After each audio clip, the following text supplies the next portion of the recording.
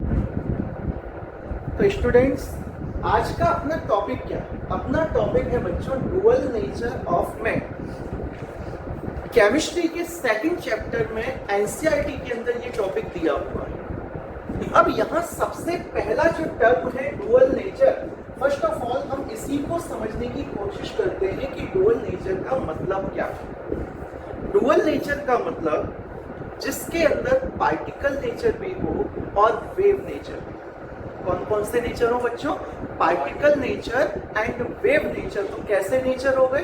दो नेचर हो गए। गंगाधर ही तो शक्तिमान था, ऋतिक रोशन ही तो क्रिश 4 था। यस और नो, वो बात अलग है, आई नहीं आई वो अलग बात है। बट मोदी जी ही तो प्रधानमंत्री है। यस और नो, कि कोई और है? वे ही है। ऐसे ही पार्टिकल नेचर वेव नेचर जब दोनों एक ही मटेरियल के अंदर होते हैं तब हम कहते हैं कि वो डुअल नेचर पजेज करता है, डुअल नेचर उसके अंदर होता है। और इस डुअल नेचर को सबसे पहले एक्सप्लेन किया था एक फ्रेंच केमिस्ट जिनका नाम था डी ब्रॉगली। क्या नाम था? De Broglie. और डी ब्रॉगली ने डुअल नेचर एक्सप्लेन किया था और वो किया था 1924। कब किया था बच्चों? 1924। एक्चुअल में इन्होंने दो थ्योरी ली, या हम ये कहें कि दो थ्योरी को चुरा लिया और चुरा के दोनों को मिक्स कर दिया। कौन कौन सी थ्योरी थी, कौन कौन से कंसेप्ट थे, आइएगा देखें। तो हम जानते हैं कि अकॉर्डिंग टू आइंस्टीन के अकॉर्डिंग क्या होता है? तो आप लोगों को मालूम है बेटा, E इक्वल्स टू हम mc² लिखते हैं। E means energy, m means mass, c means speed of light, equals to mc²। and according to Planck's quantum theory, नाम सुना होगा आप लोगों ने। according to Planck's quantum theory,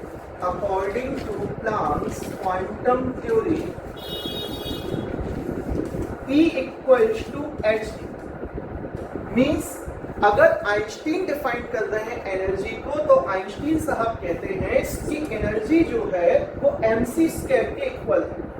वहीं अगर प्लांक एक्सप्लेन करते हैं, एनर्जी को डिफाइन करते हैं, तो अकॉर्डिंग टू प्लांक एनर्जी जो है वो h न्यू के इक्वल है। बहुत अच्छी बात। अब यहाँ भी एनर्जी है LHS में, यहाँ भी एनर्जी है LHS में। इट मींस ये दोनों इक्वेशन एनर्जी को डिफाइन कर रही है, दोनों इक्वेशन एनर्जी को डिफाइन कर रही है। हमने इसको नाम दे दिया इक्वेशन नंबर 1, हमने इसे नाम दे दिया equation number 2। On comparing equation 1 and 2, on comparing equation 1 and 2 we gate.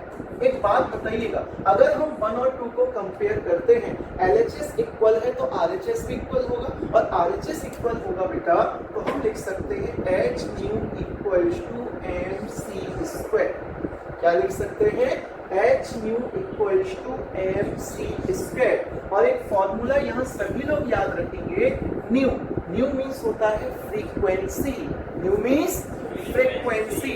Frequency का यूनिट होता है हर्ट्ज, फ्रीक्वेंसी का यूनिट होता है हर्ट्ज। और फ्रीक्वेंसी का फॉर्मूला सब लोग याद करें, nu equals to c by lambda, nu equals to c by lambda. तो अगर मैं यहाँ पर न्यू के प्लेस पर c बाय लैम्डा पुट कर दूं, h के प्लेस पर h लिखा है, न्यू के प्लेस पर मुझे क्या लिखना है सर? आपको लिखना है c बाय लैम्डा।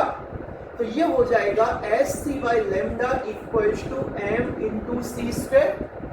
अब आप देख सकते हैं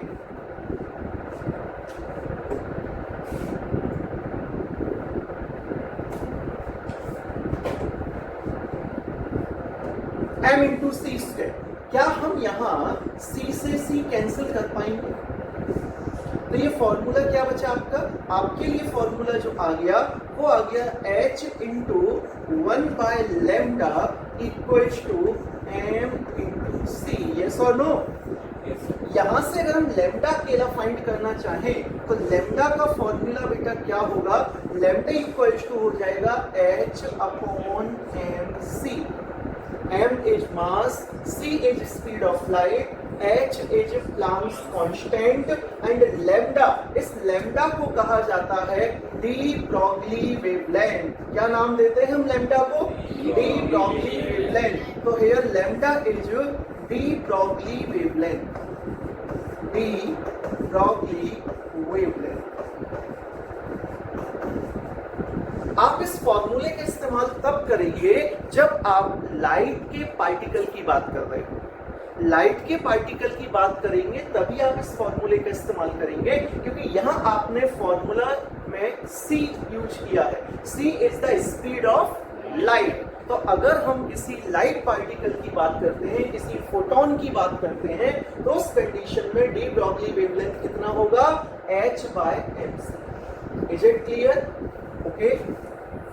अगर मान लीजिएगा पार्टिकल लाइट पार्टिकल ना हो, कोई दूसरा ही पार्टिकल लाइट का पार्टिकल ना हो, मान लीजिएगा कोई इलेक्ट्रॉन हो, कोई प्रोटॉन हो, तो इलेक्ट्रॉन प्रोटॉन लाइट पार्टिकल्स तो नहीं है ना।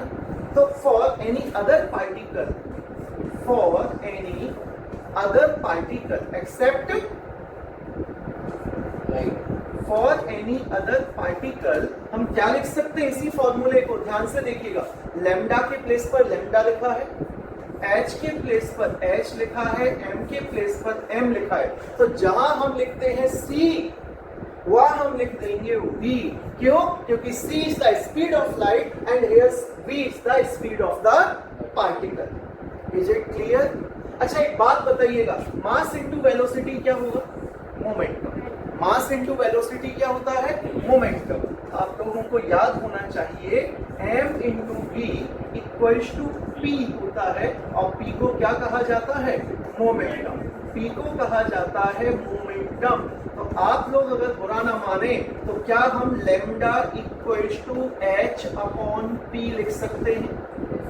lambda equals to h upon p, and here lambda is d Broglie wavelength. So for any particle we can calculate wavelength, d Broglie wavelength, by using the equation lambda equals to h upon p, where p is the momentum of the particle and h equals to, what is h? h equals to Planck's constant. h equals to Planck's constant. h क्या होता है भैया? Planck's constant होता है sir. और h की value याद रखना। हाँ, इस भरोसे मत रहना कि कोई आके हमें बता देगा, आपको याद रखनी है। h की value 6.626 into 10 to the power -34 joule into second. This is the value of h। I hope आपको डी